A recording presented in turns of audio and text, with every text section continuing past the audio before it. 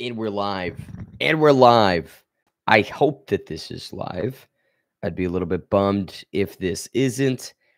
And the expectation is not, not great from a viewing numbers perspective. We'll see. We'll see. We'll do what we can. We'll do what we can. Okay.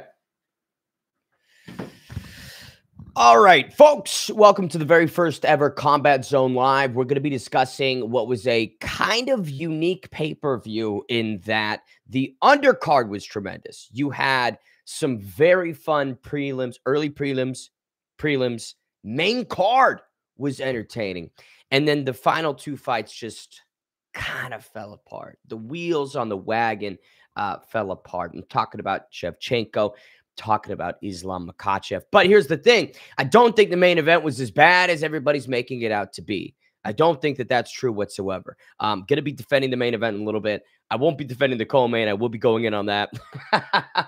But we're going to talk about this incredible card. Let's start off with the very first fight of the evening, Vyacheslav Borshev and Mateusz Camilo. So Borshev is kind of in a weird career spot because, you know, he's getting dropped by guys like Chase Hooper. He's getting out grappled by deeply unranked lightweight opposition. He's 8-6-1 coming into this fight. I just didn't know against the guy in Mateusz Camilo who's, you know, 9-3 coming into this. Nothing too special, but also not something too subpar. I just didn't know what to necessarily expect. And it went about how I imagined, with a clear grappling disadvantage for Borshev and Camilo doing whatever he wanted. Now, I'll give Slava Claus a little bit of credit here. The get-ups were better. The get-ups were a little bit improved, but his takedown defense is non-existent. And I understand that, you know, that's a skill and discipline that takes years to develop, but he's had years.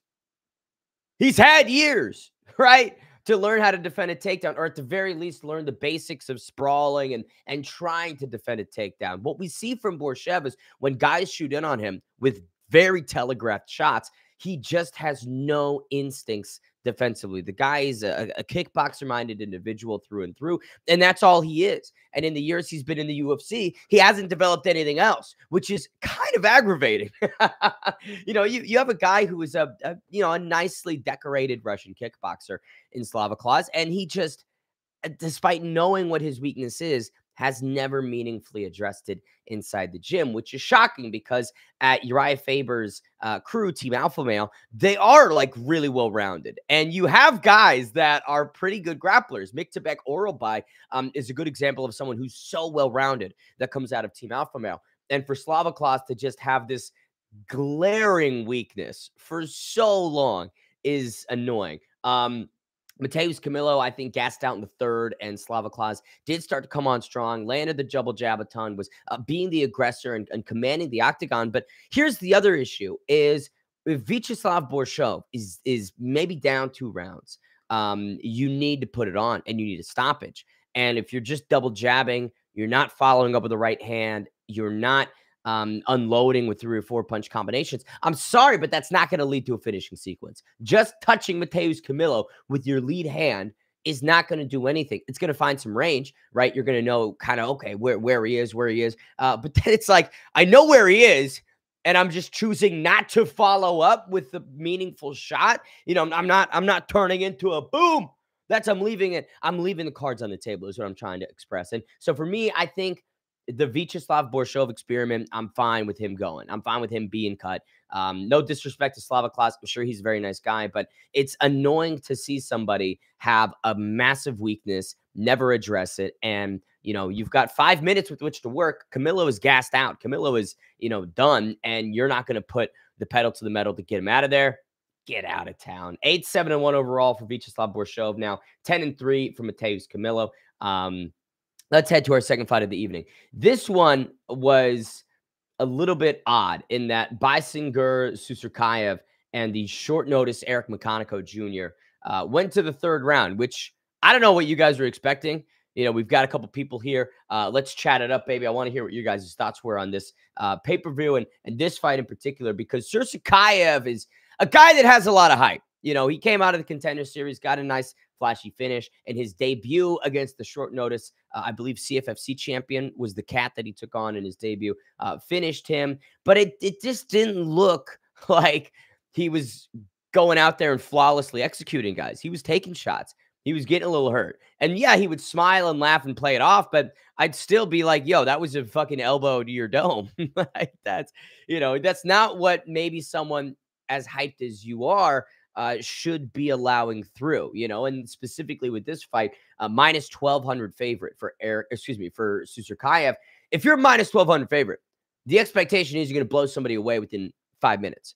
You're minus 1,200. You have to have no issues whatsoever with your opposition. And for Susurkayev, it's not like this was a clean effort against Eric McConaughey. In fact, they both landed the same amount of significant strikes, 53 overall on 107 attempts for Eric McConaughey, on 88 attempts for Susurkayev. So I can give him credit for being the more efficient fighter and being a little bit more economical, but it's like, why are you struggling a bit? Why are you going to the third round with somebody that you're a minus 1,200 favorite against? That's simply what I'm asking. And that's not Susurkayev's fault. It's not like he's going to DraftKings and FanDuel and saying, hey, line me as this gigantic betting favorite. That is outside of his control. Therefore, it's a little unfair maybe to punish him for that. But the reality is that's the expectation that so many people have.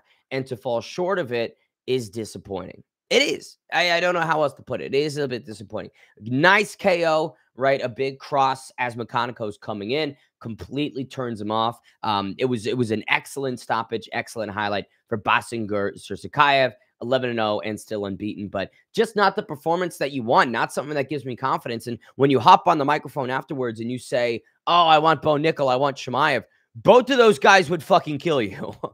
Both of those guys would probably have no issue tearing you apart. Even Bo Nickel, right? As I would say, flawed as he was in people's minds before UFC 322, I think that could still take you out. The RDR version of Bo Nickel could probably still beat Basinger Susurkayev. So we'll see. I mean, I get that maybe the guy's having fun in there and the antics are eating away at what could have been a flawless effort. That exists. That could be true. But it's just not something you want to see out of a minus 1,200 favorite. There's a higher expectation. There's a higher bar, and he didn't meet that. All right. Let's take it to our next fight on the early prelims. Hey, crew, if you feel a little froggy, how about you hit the like button? How about you hit the subscribe button? How about we comment and get some energy in this stream? I love monologuing, but what I love more is conversing with you guys. All right, so next up in the women's strawweight division, you had Angela Hill and Fatima Klein. Now, Klein, hyped prospect, is just, I would say, as well-rounded as possible. You get great grappling, extremely nice striking, clinical on the feet. Like, her shot selection is so good. It's so nice to watch. And against a veteran like Angela Hill, who has seen everything, and as the commentating booth mentioned, she's been in there with a lot of top dogs. Now, hasn't beaten many of them, but has been in there, is a litmus test for the division, and Fatima Klein passed it in, I would say, just flying colors, right? You, outside of maybe getting a stoppage, right? This was as clean of a performance as you can get. 115 significant strikes to Angie's 56 significant strikes, 4 for 7 on takedowns. No knockdowns, but there was a massive head kick at the ending moments of round number 3 that I'm shocked that Angela Hill ate. I was very surprised after that head kick landed that she was able to wear that and make it to the scorecards, because if you're coming up, right, and you eat a huge head kick on your way up, that's like the most vulnerable position you could possibly be in. So credit to Angela Hill's chin. I will say, though, 18-16 overall. She's been in the UFC for quite some time, and I don't know what she has to prove. I don't know what Angela Hill has to really prove anymore. She's fought everybody who could fight. She's taken on the best in the division. She's taken on the young up-and-comers, and with her, other jobs outside of competition, I don't get what there is to prove. I think she's just going to take unnecessary damage. Don't think she has much chance to beat many of these people in the strawweight division. And I don't, I get that fighters want to fight. Trust me, I understand that. But for Angela Hill, I think this was a performance where the levels were shown, and you're not at the level anymore. And that's okay. But for Angie, it's you got to recognize that. You can't continue to go in there and get chewed up. So great win for Fatima Klein. 9-1 overall. Get her some ranked opposition. Get her someone with a number next to the name. I think she's ready for that. Why the heck not? Okay. Next up on the early prelims was this was the first of some unfun fights to watch, and there weren't many on this card, but Pat Sabatini and Chepe Mariscal. Pat 7 for 12 on takedowns, just accrued control time and backpack Chepe. I didn't really love what I saw. I thought that Pat was very risk averse in this fight. He wanted to take the easiest path to victory, and he did. And I can't blame the kid for it, but it's not entertaining to watch. And I think that the UFC, and we'll talk about this more, but the UFC needs to create a system where this type of style, I'm sorry, but just isn't as condoned. Isn't as condoned because we're in sports entertainment. You just signed a $7.7 billion broadcast deal, and you have this entire I'd say marketing effort that it's vicious and it's, the most violent in the world. And then you've got Pat Sabatini laying on a guy for 15 minutes. Sorry. I'm sorry, but it's just what turns people off. And you can harp and yell at me all day long about this is just the style. And if you want to beat it, you have to be able to actually address it and stop Pat from doing what he does. And people have done that in the past. Chepe Mariscal couldn't do it. But it's just, it's still one of those things where we're in sports entertainment. And I think that people forget about the entertainment side of things a little bit. We'll talk about that more. Chepe, really tough effort. Not great. Landed a nice head kick, cut open Pat Sabatini, did what he could when he was on his feet, but it's just not what you can do when you have that kind of a grappling disadvantage of that nature. There's just not much you can do. And Chepe tried and failed. All right, featured prelim between Kyle Daukaus and Gerald Meerschaert. This was probably the saddest fight. This was the saddest fight of the night. Kyle Daukaus goes in there and in 50 seconds just blows through GM3. Gerald attempted 2 strikes, didn't land any of them, and Kyle just completely blitzed it. Knocked him down, locked up a Darce choke, and that was that. That was that. It was like the fastest, quickest execution I think I've seen in quite some time. And for Gerald Meerschaert, I like the guy a ton. And he's always had that X factor of getting knocked down. And then when someone jumps on him, finding a submission or finding his way back in. But this fight and his last fight, there's a difference when GM3 gets knocked down. When he gets knocked down in this fight and his last fight, you don't see the cognition. You don't see the awareness. You don't see him go into attack mode when he hits the canvas and looking for that submission attempt, looking to turn the tables. When he's been knocked down in his last fight, in this fight, it's much more of, oh, he's actually done. Like he doesn't have anything left. There's nothing that Gerald can throw up to try and, snatch Kyle's arm or reposition, avoid damage. He's just not there. And, like I said earlier in the card with Angela Hill, I think Gerald Meerschaert, now's the time. Nothing left to prove. This was his 57th, 58th pro MMA bout. He's had some great ups, some great highlights, but I just don't think that there's anything for Gerald left to prove. And I think that he's just going to continue to take unnecessary damage. No disrespect to Kyle Daukaus, because in his second stint in the UFC, Kyle Daukaus is fighting like a madman. This is a guy possessed to get to the top of the middleweight division. A guy who was on a decent tear in his first effort in the UFC, lost a couple, got released, now comes back and is looking to be completely perfect. And he's been just that. So I think it was a tough, passing of the ships where Kyle is on the way up and he is charging into the upper echelon. And there is that hunger and that ambition to get to the top from Daukaus. And for Gerald, I just don't know what was driving him. In this fight, in the last fight, maybe in the last couple. I just don't know what was necessarily driving GM3 beyond this is the job. I'm going through the motions and I'm gonna try and implement the grappling, but everything else is gone. Everything else is gone. So I don't know. I like GM3 a ton, but I think it could be time. And there's nothing wrong with that. When I say people should retire, it's not like I'm rooting against them. It's that I just don't know if them competing again is good for them. That's it. I don't think it's good for them at all. Same thing with Angie. I think Angie's just going to continue to fight uphill battles. GM3, continue to fight uphill battles. What's there to prove? All right, make sure you like, make sure you subscribe. Let's take it to the prelims. So, kicking off the prelims, guys, this was the big dog of the evening award. If I was going to give out some Watch Stadium, some Ben the Bane Davis performance awards, it would go to Ethan Ewing. This story is incredible. Malcolm Wellmaker's story was incredible, but this might be just a touch juicier in that Ethan Ewing on 2 days' notice, right, steps up a division. He's a natural bantamweight, just fought in A1 combat last week against Billy Brand and stepped up to the featherweight division against a knockout artist in Malcolm the Machine Wellmaker and pieced him the fuck up. Like this was so good from Ethan Ewing. I loved everything that I was seeing. Oh no. Oh goodness. My protection has fallen. Give me one moment.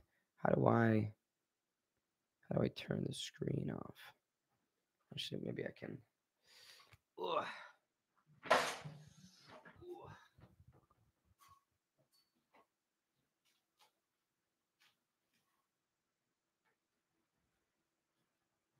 All right, let's try and. I've got a towel that's holding up duct tape that's holding up a towel. But you can already see the lighting is getting worse. That's a problem that we must address. Okay, continue with the analysis. So in the featherweight division, Wellmaker, again, huge favorite, right? Huge favorite. Gets pieced up and didn't show what I really wanted to see from Malcolm Wellmaker. You know, he was looking for big shots, continued to just try and find the right hook, abandon left straights, abandon combos. And I'm sorry, but that's not going to work.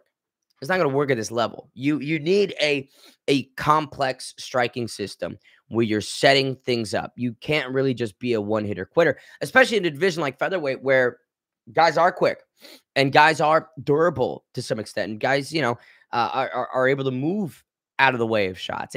It's different at heavyweight. If you're Derek Lewis and you know that this guy is not going to be able to get out of the way of your strike, why not throw everything into it? It's probably going to kill him. But at featherweight, it's just not what's going to happen. And it might work against Chris Moutinho, someone that doesn't have a chin, someone that isn't UFC caliber. And there were a lot of questions about Ethan Ewing, what level he was on. And many thought he was on the Moutinho type level. Turns out that was wrong. So for Malcolm, instead of switching from plan A to plan B as the fight progressed, where he's going, okay, this kid's better than I thought. Let me rely on some other tools. Let me grapple a little bit. Let me test the kid's grappling.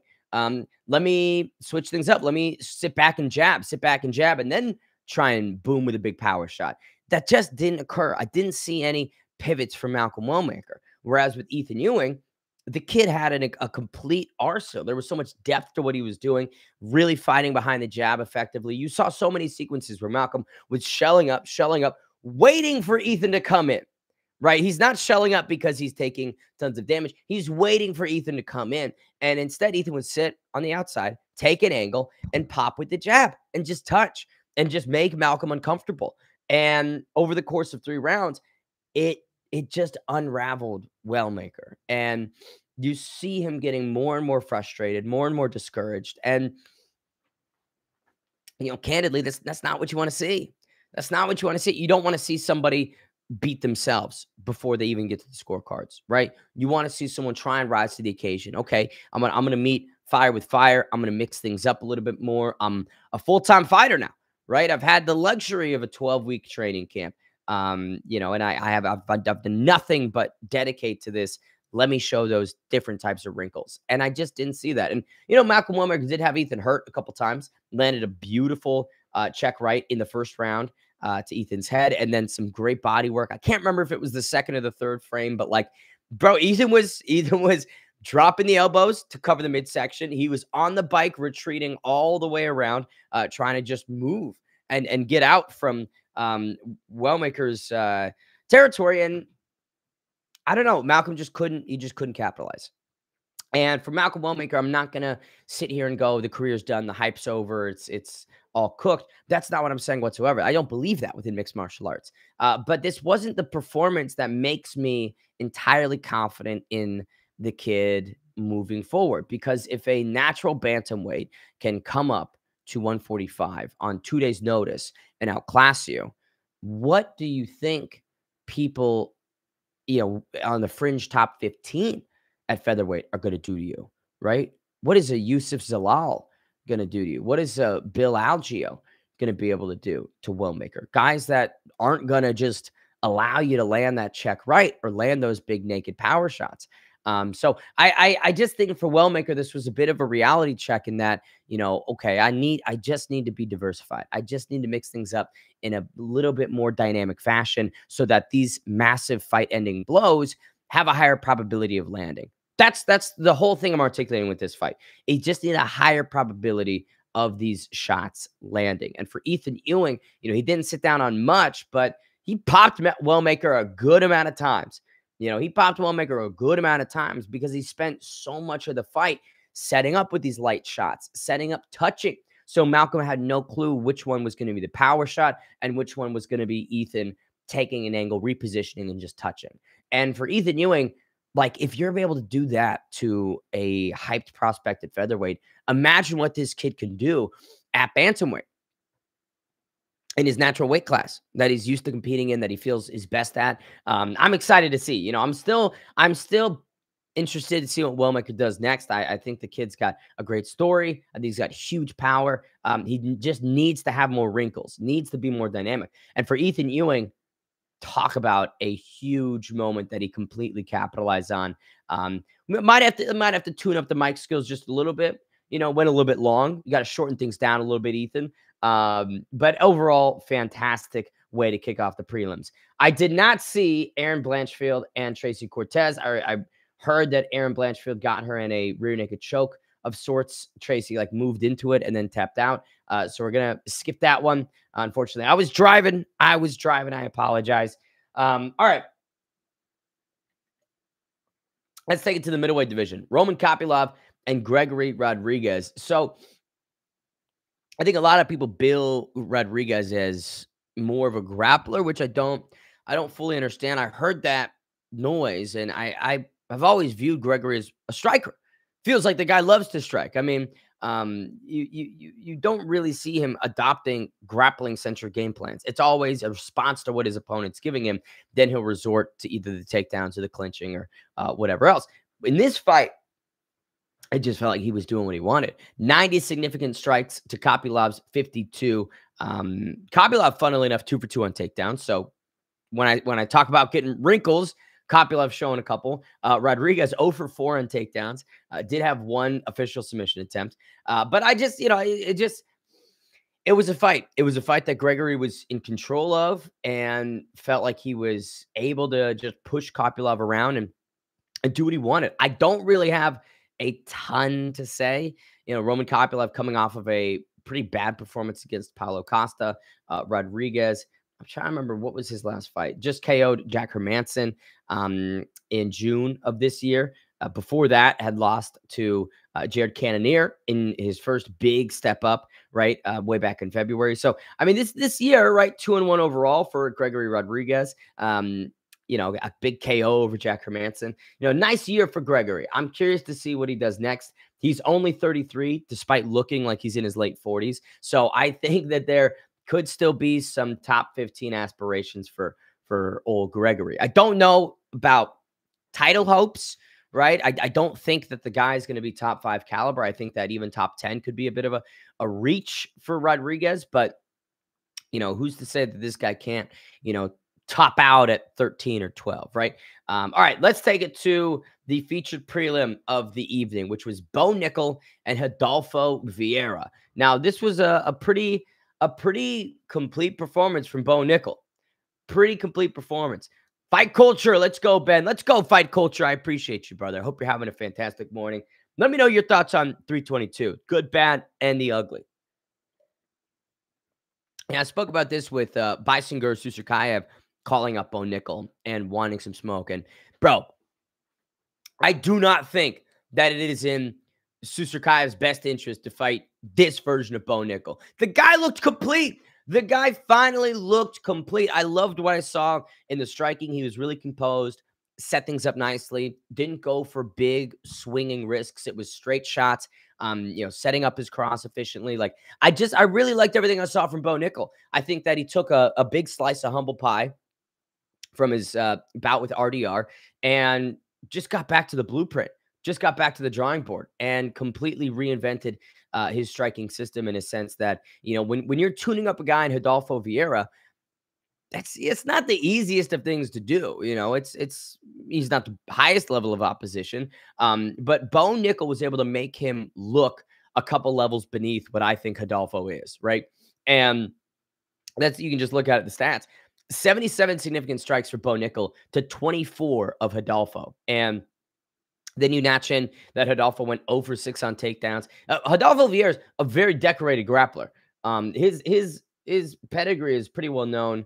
I'm trying to let me look up really quickly what his background is. So he's a 4-time BJJ world champion, a 7-time Abu Dhabi World Pro Champ, 2-time Pan American Euro Champ, as well as an ADCC Submission Grappling World Champion. He's regarded as one of the best heavyweight BJJ competitors of his era. And he went 0 for 6 on takedowns against Bo Nickel and couldn't get anything going on the feet. Crazy, right? So I really enjoyed what Bo Nickel did. I was critical of the guy, but I give flowers where they're due. I call it as I see it. And this was the best version of Bo Nickel. It's exactly what the guy needed. And, he notched it off with a beautiful head kick KO, just turned Rodolfo off, got the highlight, showed the new wrinkles. I'm excited to see what's next for Bo Nickel. I think that, and this is something I was talking about with people yesterday. He got a tough draw in RDR because people didn't really know how good RDR was at that point, and people I think overinflated what Bo Nickel could do, and so you kind of have this matching right there. And Bo Nickel got cooked. That was that. But look at how the kids responded. I love it. Contrary to popular belief, Fight Culture is a sister. Oh, let's go.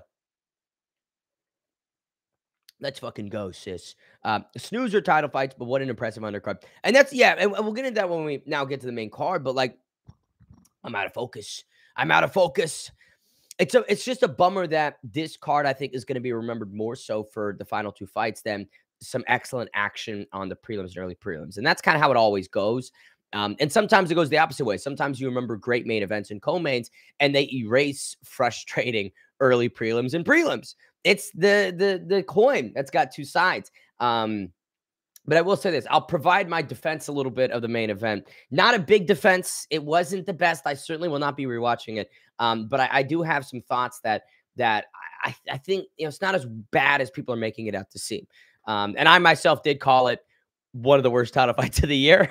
But you know me. I like being a little bit inflammatory. All right, let's take it to the main card. So we kick things off in the lightweight division between Benny Dariush and Benoit Saint-Denis. And I had a concern about about Beneil Dariush because the guy has not shown much durability. In the last couple of years, Beneil Dariush has not shown much durability. Even in his career, there's instances of his chin just not being up to snuff. Remember the Alexander Hernandez KO from many years ago.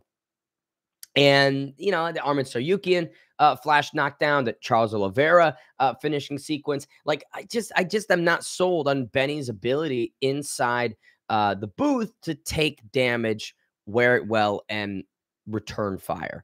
And that's exactly what happens. He clinches up with Benoit Saint-Denis. Benoit lands a nice little uppercut and then comes around the top, hits the ear, turns off Beneil Dariush. Completely turned him off. Dariush lost, broke my heart. Where does he go from here? Fight Culture, I've got no idea, truthfully, because that lack of durability is not going to help him as he drops down the rankings because you've got nothing but fucking killers at 155. So it's like maybe for Dariush, who again missed weight for this fight, came in at 157.5. Maybe Dariush should try a welterweight run just to insulate his durability a little bit, take on some grapplers at 170 and just see if he has more success up there, because I just don't think that I don't think that he's going to have any success at lightweight. I think that he's going to continue to get stopped in this fashion, and it's going to be tough to see. And for Benoit, excellent win, right? That's the type of performance that you want to see from him. And, he's really turned things around. 3-fight win streak, granted over not the best opposition in Kyle Prepelic, but then steps it up and stops the hype of Mauricio Hufi. Now takes out, long-time ranked opposition in Benny Dariush at 29 years old. I like where Benoit is at. I think that the Dustin fight, people, read into that and they go, okay, he just how good is Dustin Poirier? Just how bad is Benoit Saint Denis? He's a young guy. He's a young guy. So I think that Benoit Saint Denis, this performance is going to continue to give him confidence. And we'll see if the guy can build back up. But yeah, for Beneil Dariush, I just don't think that lightweight is going to work out. Now it seems like he's having trouble making the weight.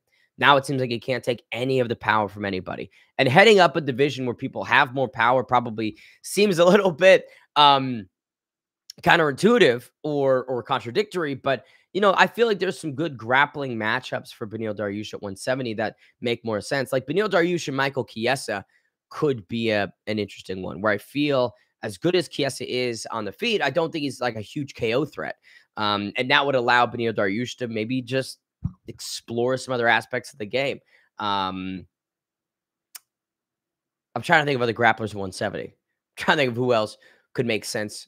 Beneil Dariush, I don't want to say Gilbert Burns, because Gilbert Burns has a lot of power. But I don't know. I think that there might be some options at 170 or maybe even deep in 155, grappling centric people that could make sense. But yeah, just stop giving Dariush guys that have power. And talking about power, next up in the welterweight division, Carlos Prates and Leon Edwards. This was a nice competitive first 5 minutes. And then Carlos Prates does what he does best and just shuts him off in the round number 2.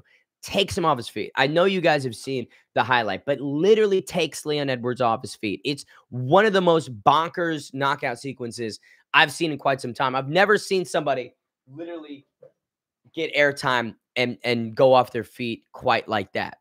Just ridiculous. And for Prates, landed a big follow-up shot, seemed completely unbothered by everything, knew that this finish was coming. And I will say, the watch party that I was at, I did throw out Prates by KO. I did toss that prop out, and everybody was quite happy when it landed. I then said Sean Brady by sub, and everything completely fell apart. But it just seems like when Carlos Prates is inside the octagon, a finish is soon to follow, which to me makes the Ian Gary fight so much more spectacular for Ian Gary, who stepped up on short notice and was able to neutralize this guy's game. Now, maybe it wasn't the most fan-friendly approach, but if you remember, Ian was also piecing Carlos Prates up at many points in that fight. Did rely on the grappling, but went toe-to-toe in the striking. And Carlos Prates continues to show how dangerous of an approach that can be. For Leon Edwards, never been knocked out. Leon Edwards has never been knocked out. And Carlos literally shuts him off with a naked left straight.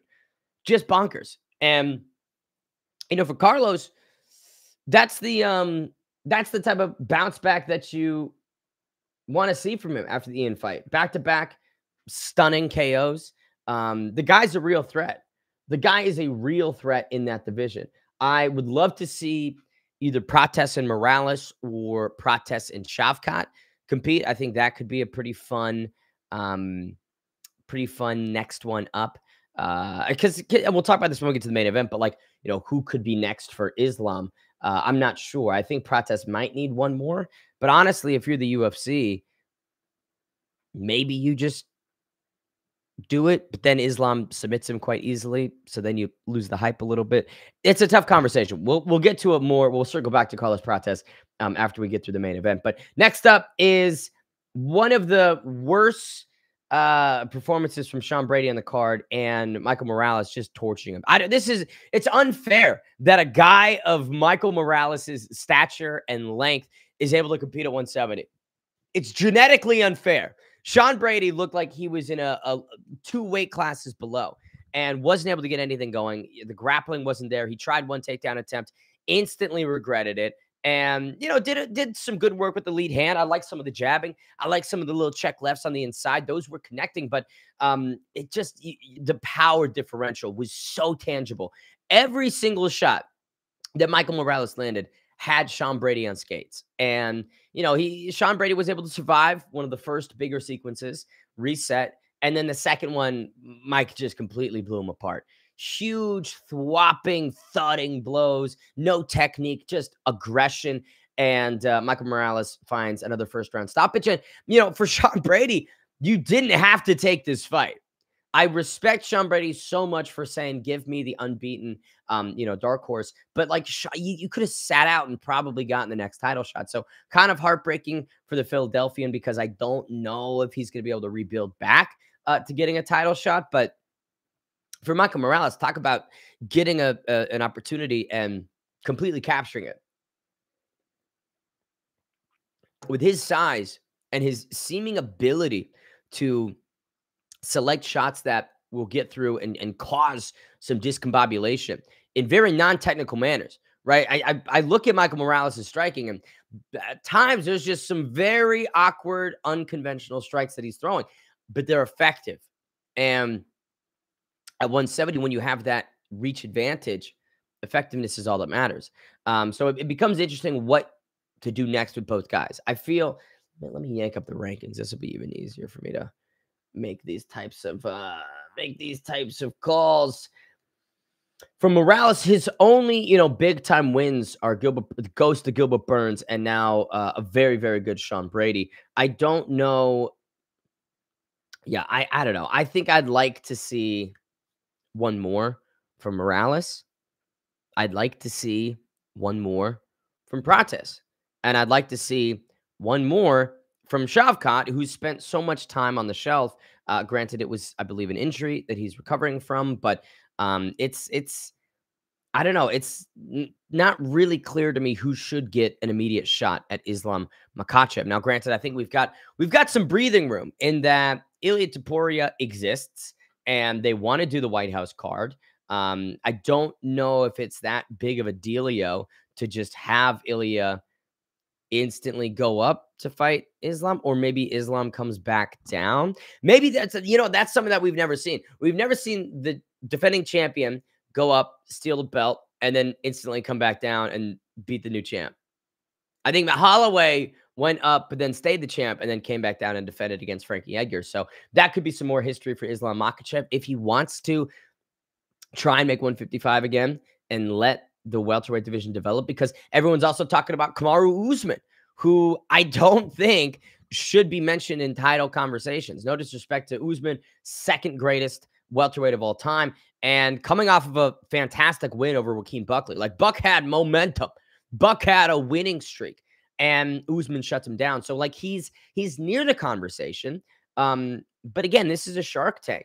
And you still have Bilal Muhammad there, who is recovering from the loss to JDM and still a very, very high-ranked contender. And while he is aging, seemingly getting better with age. So I just don't know. If you talk about most interesting divisions, welterweight is one of the most interesting, if not the most interesting division in the UFC. But now let's take it to some more unfun aspects of the evening. So Valentina Shevchenko and Zhang Weili. I had this thought before the fight began that the strength and size of Shevchenko would be too much. I thought it'd be too much for Zhang Weili, and turned out to be true. Anytime that they clinched up, Valentina just body locked and then threw her to the canvas and laid on top of her inside control or half guard for the entire rest of the round. It was brutal. It was brutal. Zhang Weili couldn't do anything. And you look at the strikes, 137 total strikes to 80 for Zhang Weili, 73.7% landing rate for Valentina Shevchenko on total strikes. That's like an absurd amount of efficiency. But I will say this, it's annoying to see a fight play out where you've got a fighter. Oh, excuse me. You've got a fighter in Valentina Shevchenko who's accruing, minutes upon minutes of control time and not seemingly enacting finishing sequences, not progressing towards either a ground and pound stoppage or trying to set up a submission. And that's easier said than done against Zhang Weili. I'm not saying that that's a walk in the park, but when you have that much control time, when you have completely sucked the life out of Zhang Weili, you're brutalizing the body. It seems to me that a stoppage, come on, let's kick things up again. Like I spoke about with Pat Sabatini and Chepe Mariscal, it's sport entertainment. We're in the entertainment category, and for Shevchenko, it's like you've done everything but find the stoppage. And for Zhang Weili, credit to her durability and resilience, who failed at everything in this fight except for being finished. Zhang Weili stayed strong and survived, but it was not the effort that I think many expected. I don't think people thought that Zhang Weili would look this out of her depth. And I just, again, Zhang Weili is a 115er. Coming up to 125, she's so undersized. And Shevchenko is a big gal. All right. Shevchenko went up to 35 and competed, I believe, in the past. So I felt like that strength differential would be on display. And it was, and it turned out to be a pretty boring fight. If you look at Shevchenko's last couple performances, they've been very rinse and repeat, right? The fight with Manon Fiorot, Shevchenko did largely the same. The third fight with Alexa Grasso, largely the same. The draw against Alexa Grasso, not memorable. Her fight with Talia Santos, very grappling heavy. I just didn't really, since 2021, right? She got those stoppages over Lauren Murphy and Jessica Andrade. That was the last time where it seemed like she was trying to really gun for the finish, right? Where she'd get someone in crucifix, rain down elbows, take some risk with that offense output. And it seems like that's been gone for years. And it's not that I'm completely coming down on her, because she's 37. She is, I would say, aged. And with age, you have to develop new wrinkles, which is exactly what she's done. So in a strict mixed martial arts sense and a competitor sense, I like the development, right? I love that she has these new tools and these new weapons to still stay the best in the world. All I offer is that it's just not visually all that engaging.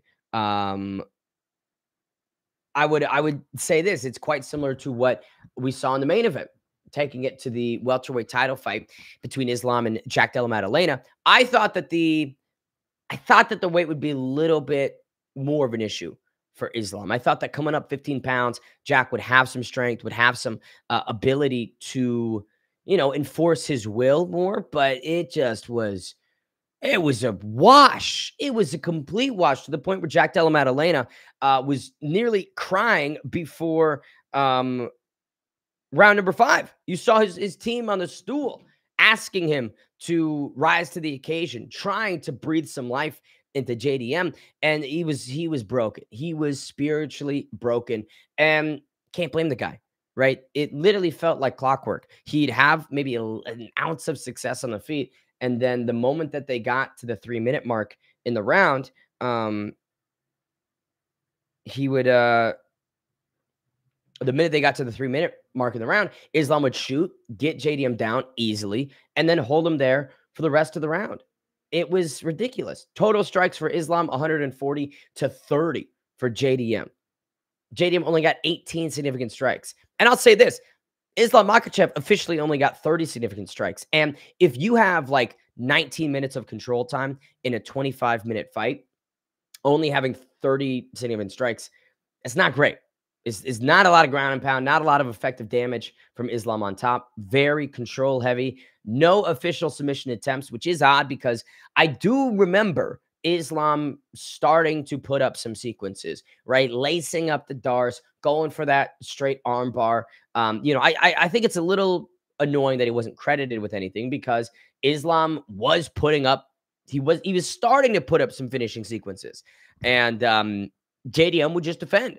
JDM had the survival instincts. JDM knew how to counter the beginnings of those submission efforts, but wasn't able to reverse the positions or scramble out effectively or explode and find ways back to his feet. He could do just enough to survive, but not much else. And, I think that it's in that vein why it's not maybe one of the worst title fights of the year. Because if you want to compare this to Chimaev and Dricus du Plessis, Hamzat Chimaev had damn near 25 minutes of control time and very few submission attempts, if any. I can't even remember him ever going for a rear naked choke. He would just sit on the back, knee the thigh of Dricus du Plessis and ride out to the end of the round and then rinse and repeat. Whereas with Islam Makhachev, there was an element of submission offense. You could tell that he was putting some things in place where if Jack tried to take a risk and Jack Della tried to explode out, he would lock up the Darce and then that would be it. It was a game of chess.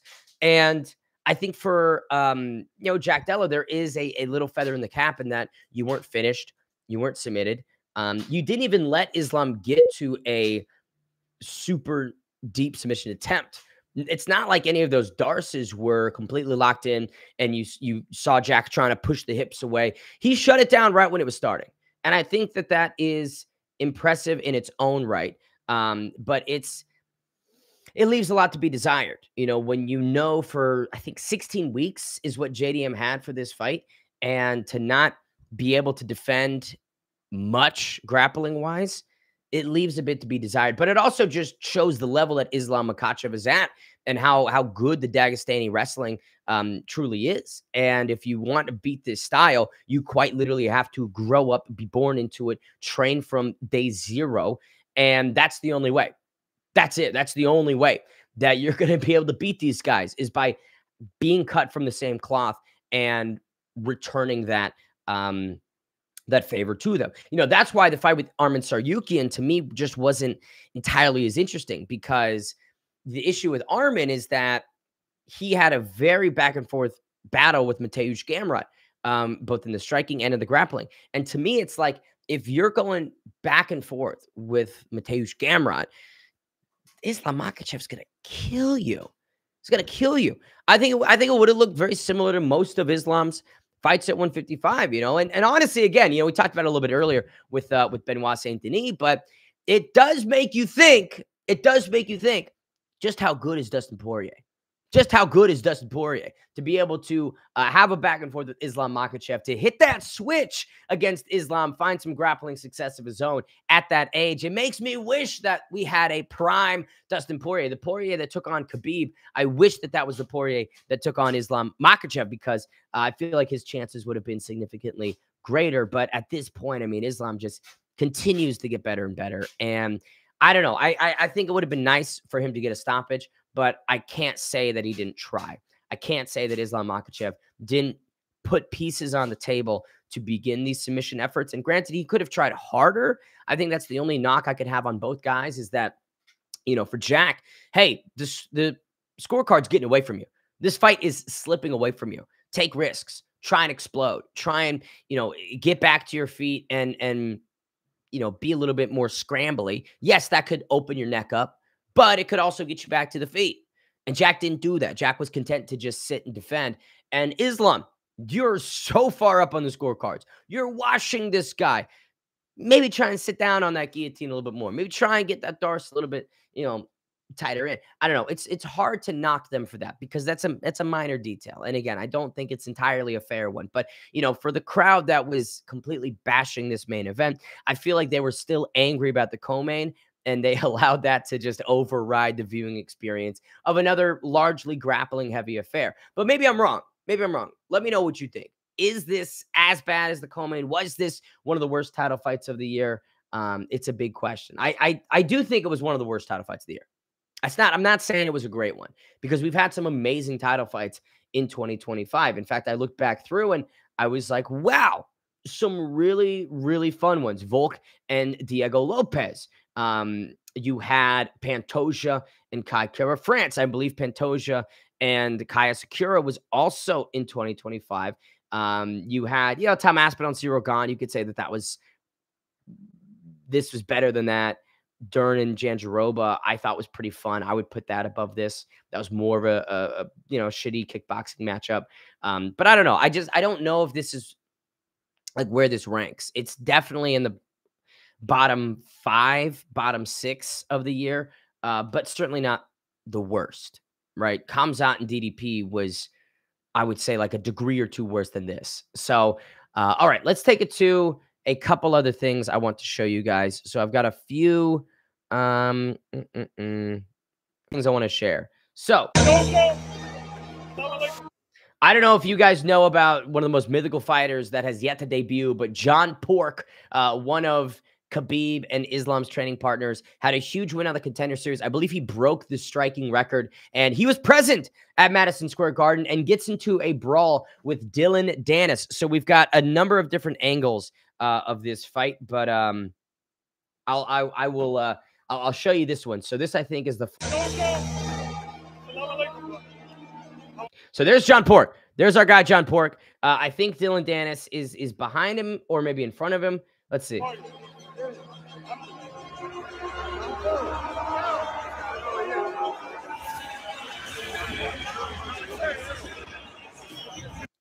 So it pops off. John Pork instantly launches over to the left side here.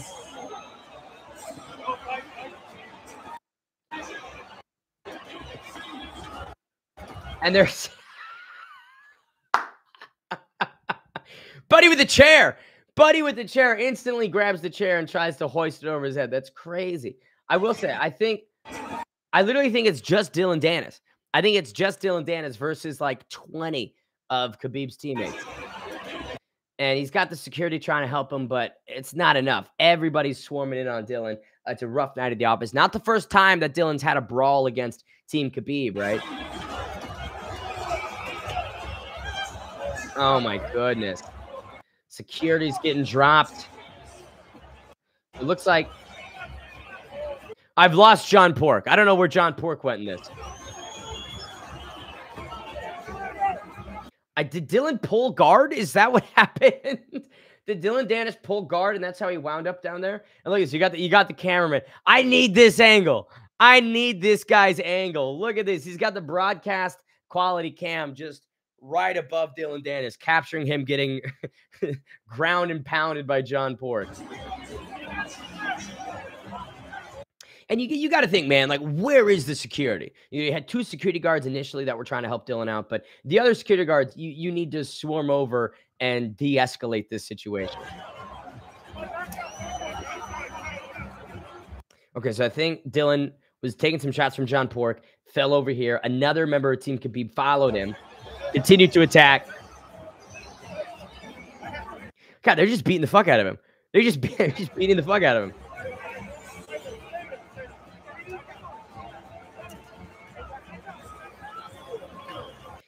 Think about how far this brawl has spread. So it starts pretty much right here behind the little banners, right? The little barriers, and then winds up all the way over here.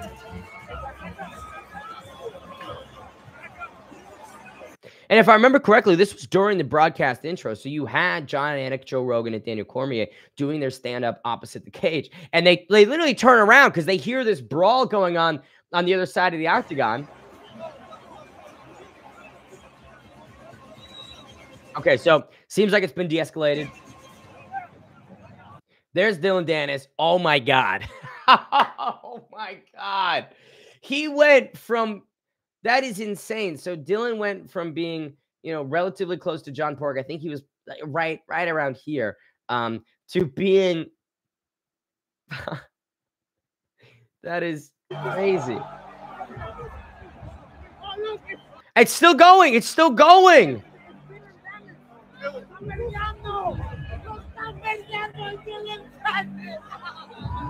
You got Team Khabib laughing that they've just beaten the fuck out of Dylan Dennis.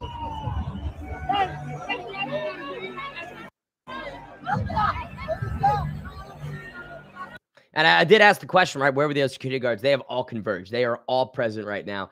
Every security guard in MSG has rallied around the cage to protect Dylan Dennis.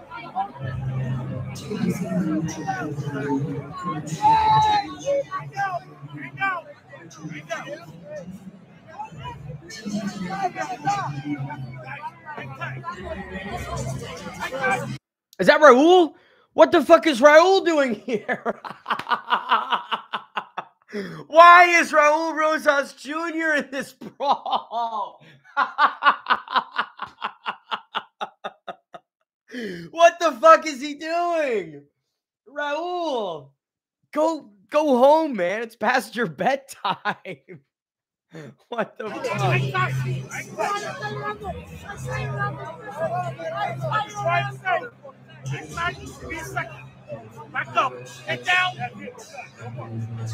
All right, so I think it's over. They've neutralized it. There's John Pork. There he is. There he is. He's already 1-0 in the UFC. Oh. Oh.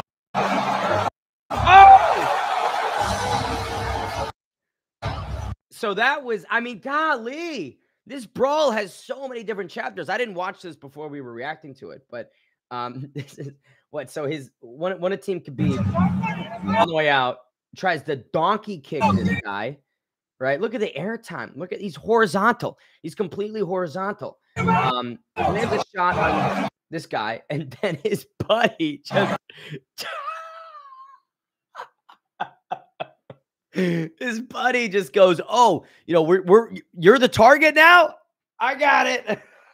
I will say, if you're this guy in the green shirt and you have the most open shot in existence on somebody, you better drop them, right? Like you cannot get a cleaner cheap shot than this sequence right here.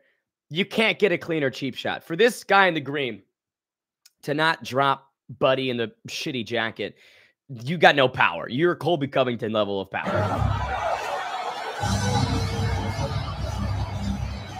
Oh my God. Just all kicked off again.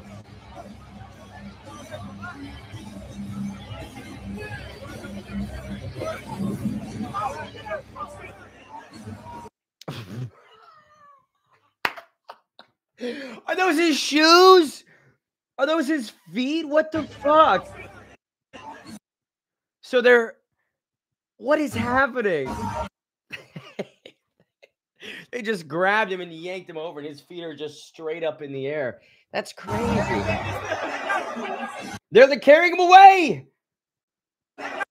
They're carrying him away. Oh, no. God, what an insane. You got this security guard sitting back here that's like, this is not worth my time. I'm not getting paid enough to hop in here with the Team Khabib members and Dylan Dennis's buddies. No thanks. All right, it's fun. It's funny how he's like, I'm calm now. I'm calm now. I took the world's meanest cheap shot on the guy standing next to me, but I'm chill now. I'm fine now. Wow. Insane.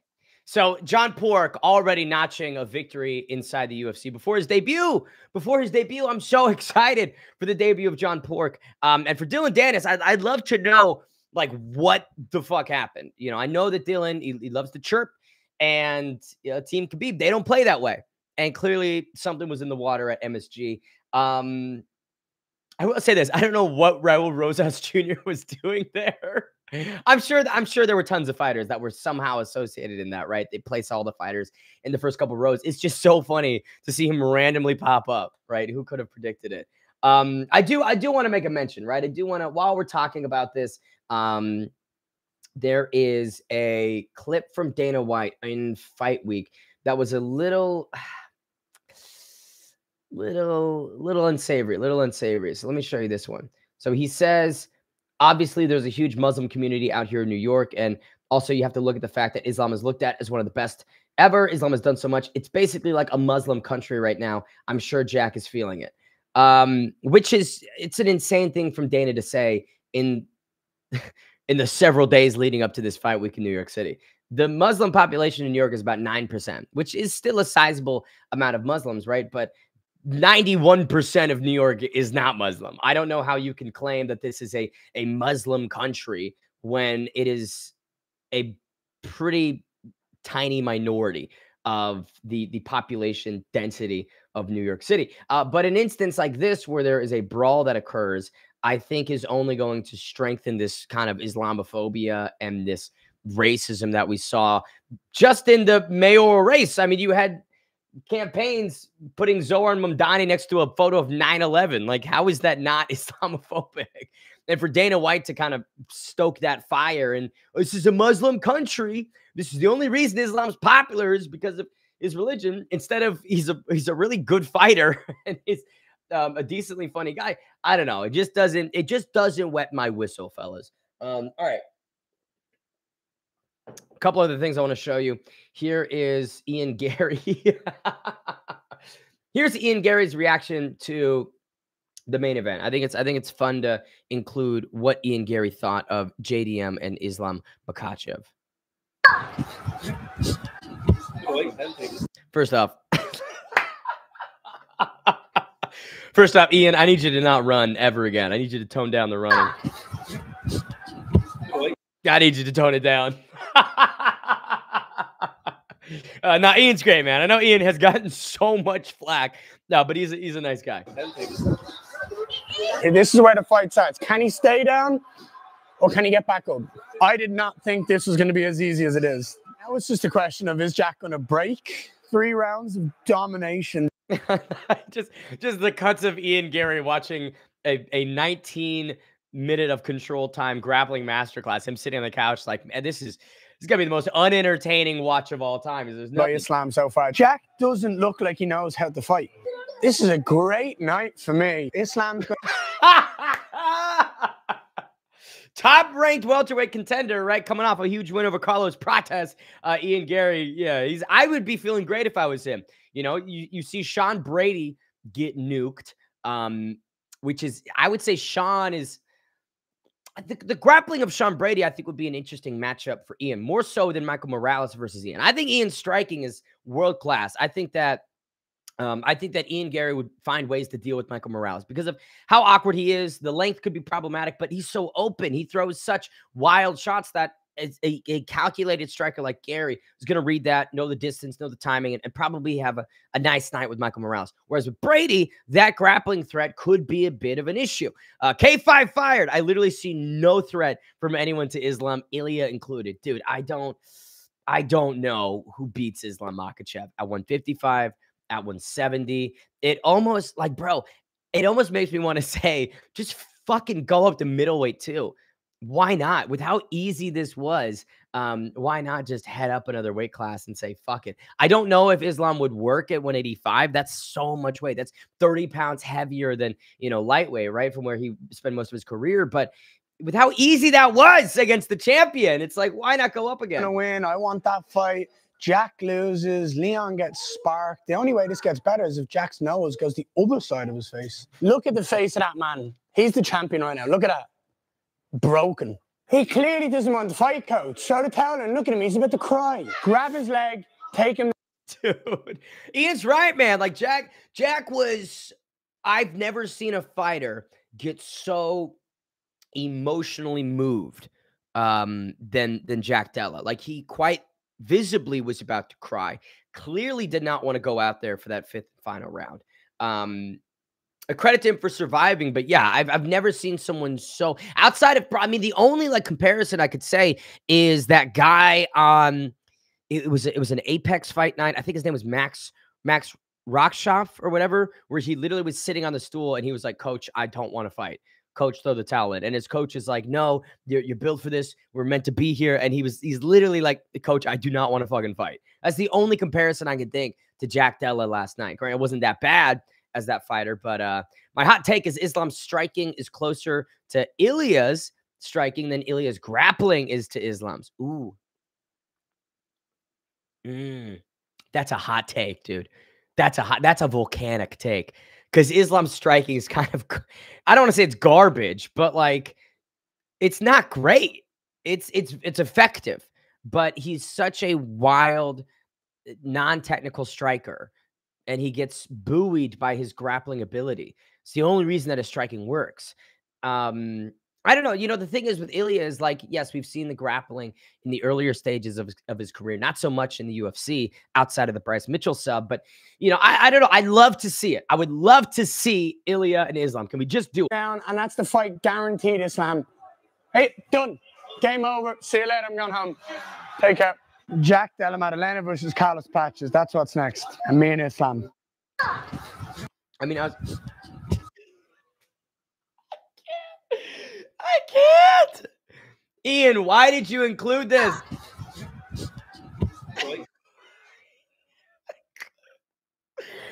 He's so goofy. He's so goofy. Ian Gary, the goofster. Ian wants no part of Islam. Listen, I'll tell you what, man. Like, Ian Gary would be the guy to somehow beat Islam Makhachev. Ian Gary would be the guy to somehow find some answers to it. But it's so interesting to see top-ranked welterweight Ian Gary, who is in line. You know, that guy is near the shot. He's the number 6 ranked contender. Edwards just got knocked the fuck out. Shavkat gone. Brady just got nuked. I mean, the thing is, like, you know, I just, bro, honestly, I feel you need one more for Gary. Dare I say? I know he's on a streak, but he's outside the top 5. Ian Gary and Shavkat to determine the next contender. And then maybe you do Prates and Morales, or you do Ian Gary and Morales and Prates and Shavkat. Like, I think there's 2 really good matchups you can make to determine a number 1 contender. And then whoever has the more impressive performance, I think, like, boom, there's your answer. Throw them in. And you let Ilya come up to 170 and face Islam at the White House, or Islam goes back down to further fuck up the lightweight division. You could have it be that way. They could promote it as McGregor and Khabib too. They could do that. Yeah, they could do that. It'd be a terrible marketing tactic. Gary and Morales, Prates versus Shavkat, Islam versus Ilya. K5, that's where my head seems to be at. And then maybe you do Usman and Bilal. There it is. There it is. We've solved the welterweight division. Usman and Bilal, we finally get that fight because there's so much heat between them, funnily enough. You do Ian Gary and Morales. That's going to be a super fun striking affair, which I think Ian Gary's going to win. And then Prates and Shavkat. Imagine if Carlos Prates puts away Shavkat Rakhmonov, the first man to defeat Rakhmonov, and Prates just smokes him and then goes and torches a cigarette. That would be beautiful. God, the welterweight division's so fun. I can't think of other divisions where you have this many interesting matchups to make. I love it. I love it, man. The top 10 in welterweight is just fantastic. And then again, you can't forget about Buckley. Maybe you do Buckley and Edwards. Maybe you do Buckley and Bonfim. Maybe you do Buckley and somebody. I don't know. I love welterweight, bro. Welterweight's so much fun. Okay, a couple other things I want to show. We had Ian Gary's reaction. I've got a clip from Ali Abdelaziz, and yeah, we can watch this. We can react to this. I don't really want to, but let's see. Australia, I want to say, yeah, go for it. This Greg Jones, please deport him, brother. He make guys lose. He's not good for MMA. Jiu-Jitsu is not good for MMA. Right. And I think Jack Mandane today did so much better if he tried to get up. But his boogie choke, all this stuff, it doesn't work. Do you feel? And he talked a lot of shit too. I was gonna say, do you feel disrespected by Craig Jones? He's nobody. But he's a jiu-jitsu guy. Tried to be relevant using MMA guys, but who cares? Congratulations. I like that Ali talks like the Dagestani crew. I am Team Khabib, brother. I am one of them. I don't fully agree with that. I think that it's fair to say from Ali that the involvement from Craig Jones hasn't been as effective as people will bang it up to be. But at the same time, like, you know, you have to remember, Islam hasn't subbed any of these guys. Yeah, didn't sub Volk, knocked him out, sure, but didn't sub him. Didn't sub Jack Della Maddalena. So in JDM's submission defense was on point. He was able to shut things down right when Islam was setting up the pieces to get to those submission sequences. So in that regard, Craig did his job. Craig Jones is just there to survive the submission assaults, right? That I would say that's his main priority. JDM's other coaches and the rest of his team are there to subsidize the rest of the disciplines. But for Craig, it's like, I feel like Craig's done his job. I feel if you're going to shit on someone on JDM's team, it's probably not Craig Jones. Now, you could say that maybe like Craig should have focused as much on get-ups and scrambling as he did on submission defense, because with JDM accepting these positions and just trying to sit and defend, wasn't the pathway to victory. You need to get back to the feet. You need to try and return this to the striking realm. But yeah, I feel for Ali Abdelaziz hopping on a microphone with Fox Sports Australia and just, I'm out of focus. I'm out of focus. Focus. God, it's on my background. There we go. Yeah, it's just like for Ali, he's got a vendetta and wants to shit on Craig Jones instead of like make I would say an actual point, an actual observation. Okay. A couple other things that I want to show you before we end this stream. K5, I truly appreciate you sticking in and commenting, my brother. Awful technical advice from the rest of his corner. Put hands on him. Now, really. Yeah, dude, like that's the thing is JDM's cornering in between rounds was so much more, dude, get your head in this, please fight. Come on. Instead of like, here's how we counter. But again, K5, you know this from your competitions. You're not going to learn in between rounds with 60 seconds. You're going to get maybe like an ounce here. Hey, you need to step your foot on the outside, or hey, I just need you to add one more jab on your sequences. You're going to get like a little thing, but you're not going to learn the ins and outs of grappling defense. And you're not going to learn these complex get-ups and scramble sequences just by virtue of your coach verbally spewing them at you for 30 seconds straight in between rounds. It's just not going to happen. It calls into question what they were doing in the 16 weeks that they knew about this fight. And granted, even with 16 weeks, you're not going to have enough time to like truly solve the puzzle of Islam's grappling. I get it's world class. You need years. The joke about sending him 2 to 3 years to Dagestan and forgetting, that's a joke, but that's also the reality. Like if you don't send them for years and train under those same people, you won't have the answers. Hold on. Yep. Yeah, you won't have the answers. Okay, so let's take it to this. So I want to share with you projected $13 million gate. And here's what's annoying. No fight of the night bonus. Performance of the night going to Michael Morales, Carlos Prates, Benoit Saint-Denis, and Bo Nichols. So you're giving out 200 grand in bonuses. All those are deserved. I'm not taking that away from any of those guys. But fight of the night, I mean, Wellmaker and Ethan Ewing was right there. I feel, yeah, Wellmaker and Ewing was right there. I feel Kyle Dawkins maybe could have gotten some sort of a bonus. I honestly feel like Susurkayev and Makaniko was a fun one. I don't know if I could give that 50K because it shouldn't have gone as long as it did, right? But it was a nice back and forth. So I don't know. I just feel like no fight of the night. Are you kidding me?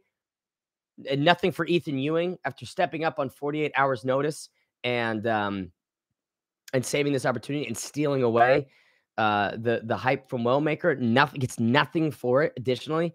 And you know that his paycheck is only like a 10 and 10, right? So it's despicable. It's despicable. I will say, yeah, Chael on Ariel's show, the gate's gonna be $20 million. Chael, you know what's funny about Chael, man, is I like Chael, but he is, he's just an entertainer. The guy says more things wrong than he does right.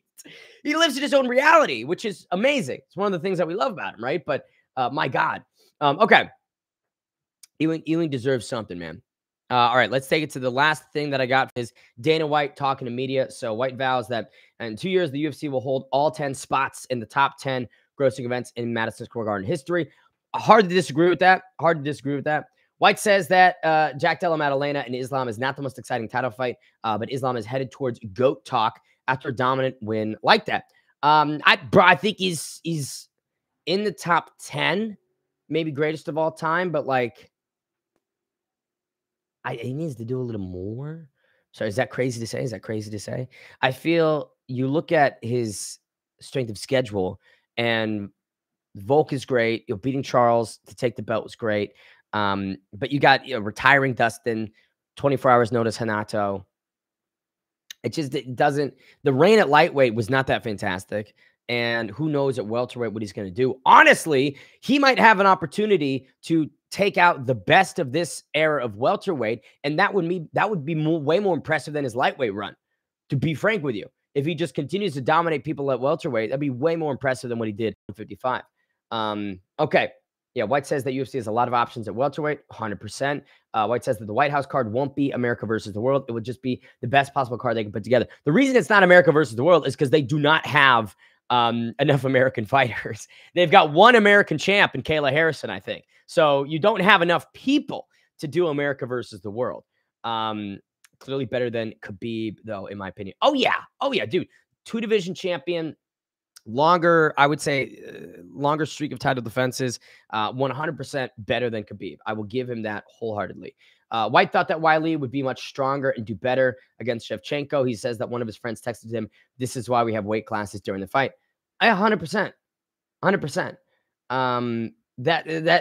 It's a lot for Zhang Weili, who is a well-suited 115er, to come up against a big, strong 125er that has experience at 35. Right. So it was a big ask, but to be honest, I did think that Zhang would do better. The striking from her was just left a lot to be desired, man. And granted, like Valentina Shevchenko, this is the problem, is Valentina Shevchenko is one of the greatest female mixed martial artists of all time. Everyone saw the photo of her with the belts. Valentina with belts. Like, you don't open link in. How do I open image in your tab?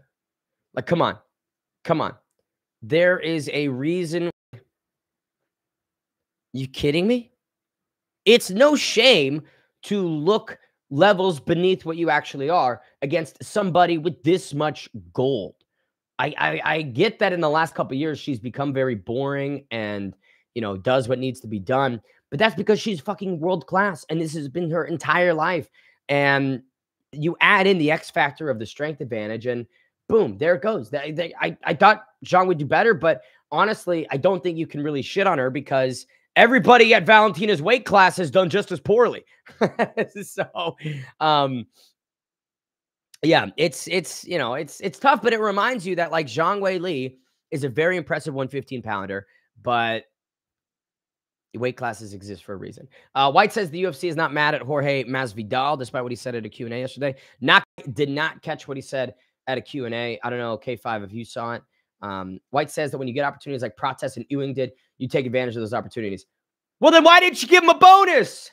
Why didn't you give him a bonus? When the kid takes advantage of these opportunities and you have all the power in the world to reward that in, serious life-changing fashion, then then why don't you? What the fuck? White says that Morales is 19-0 and cool as hell. He checks all the boxes. He does, man. He does. Morales is he is the complete package. I just don't know what a grappling looks like. I just don't know what Morales' grappling pedigree looks like because nobody's been able to test him in that regard. White says that many fighters they're going to be great champions, but so few are able to achieve it. He gives Khabib's father, Abdulmanap, credit for telling him that Khabib would be a great champ and then Islam would become a great champ. It's prophecy, bro. It's destiny for Khabib and Islam and Abdulmanap. It seemed like he always had such a good eye for talent, and granted, like they were, related to it in his family, like he wouldn't allow them to fail necessarily. But it's just, it really is cool to see what this very small region of the world has been able to accomplish on a global stage. Like Dagestan is fucking tiny, yet they are the cream of the crop in many regards when it comes to combat sports. Like that is just so respectable. White says that he blames himself for the brawl. Yep. It's fair. White says that tonight was a rough night for Leon Edwards, and they'll see where his head is at going forward. Well, his head's currently in section 318 of Madison Square Garden, so hopefully they can find the head, attach it, and then check in with Rocky. I wouldn't be shocked if Leon retires because I think it just continues to be a shark tank the further down you go. I don't think the tasks get easier and the losses become so much more magnified. I mean, imagine if Leon Edwards loses to a guy like Gabriel Bonfim or a guy in Daniel Rodriguez somehow beats up on Leon Edwards. Like, I just don't know what he has to prove. I think this is his third loss in a row. Lost to Bilal, got subbed by Sean, and then TKO'd by Carlos Prates. There's nothing left to prove. White says the Prates asked if he could face off with Islam. Yeah, you can't knock it. You can't knock it. Carlos Prates is a guy that knows how to maximize the opportunities on the mic. I mean, I remember after he Finish Jeff Neal. He walks over to Dana and says, my birthday's tomorrow. I'd love 50 grand. And I'd also love you to sign my buddy. Which I don't know if they did. I don't know if they signed Carlos Prates' friend. I would need maybe an update on that. Hopefully they did. Why the fuck not? If Carlos Prates says sign somebody, I might sign him. I would trust his vision. About fucking up Colby, probably, I guess. I don't know. I'll have to look into it. But okay.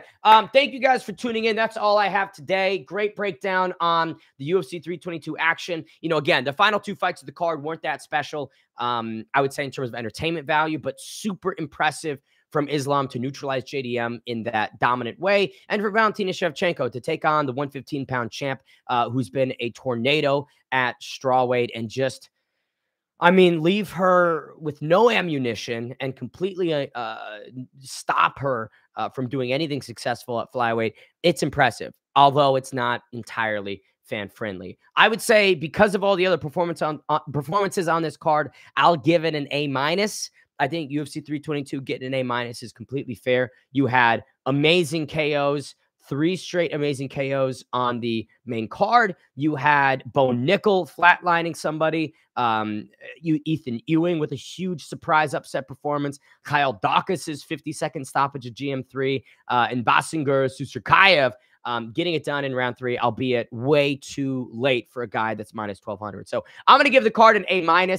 Pretty damn good viewing experience. And although maybe I wasn't entertained by the final 2 fights, I respect and appreciate the artistry on display. Okay, thanks, guys, for tuning in. This has been Combat Zone Live. We are going to be trying to do this every single Sunday after cards, whether it's a Fight Net, whether it's a pay-per-view, whether there's not even UFC and there's BKFC, PFL, Glory Kickboxing, whatever else, so that we can give you some live recaps and responses to what the combat sports world is talking about. I've been your host, Ben the Bane Davis. I will see you guys in the next one. Thank you.